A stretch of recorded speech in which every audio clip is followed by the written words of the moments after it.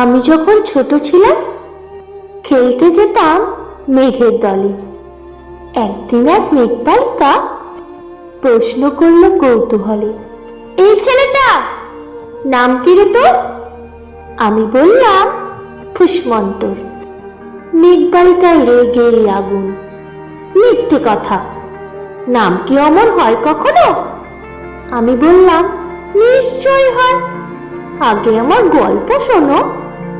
সে বলল শুনবো না, যা, সেই তো রানী, সেই তো রাজা, সেই তো একই ঢাল তরোয়াল, সেই তো একই রাজার কুমার পক্ষীরাজে, ওসব শুনবো না, আর ওসব বাজে।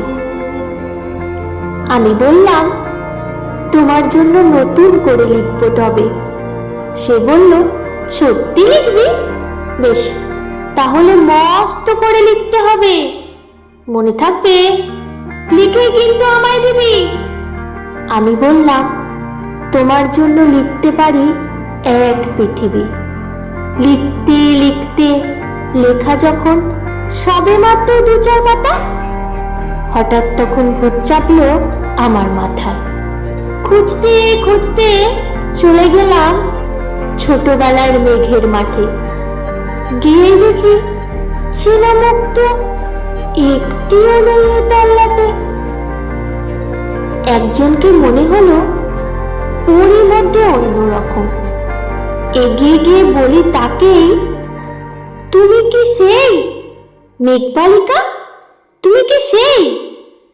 সে বলেছে মনে তো নেই, আমারও সব মনে তো নেই। আমি বললাম তুমি আমার লেখার কথা বলেছিলে। সে বলল সঙ্গে আছে, ভাসিয়ে দাও গাঙের ঝিলে। আর হ্যাঁ শোনো, এখন আমি মেঘ নই আর, সবাই এখন বৃষ্টি বলে ডাকে আমায়। বলেই হঠাৎ এক পশলায় চুল থেকে নখ আমায় পুরো ভিজিয়ে দিয়ে অন্য অন্য বৃষ্টি বাদল সঙ্গে নিয়ে মিলিয়ে গেল খরস্রোতায়, মিলিয়ে গেল দূরে কোথায়, দূরে দূরে। বৃষ্টি বলে ডাকে আমায়, বৃষ্টি বলে ডাকে আমায়, আপন মনে বলতে বলতে আমি কেবল বসে রইলাম ভিজে একসা কাপড় জামায়, গাছের তলায় বসে রইলাম।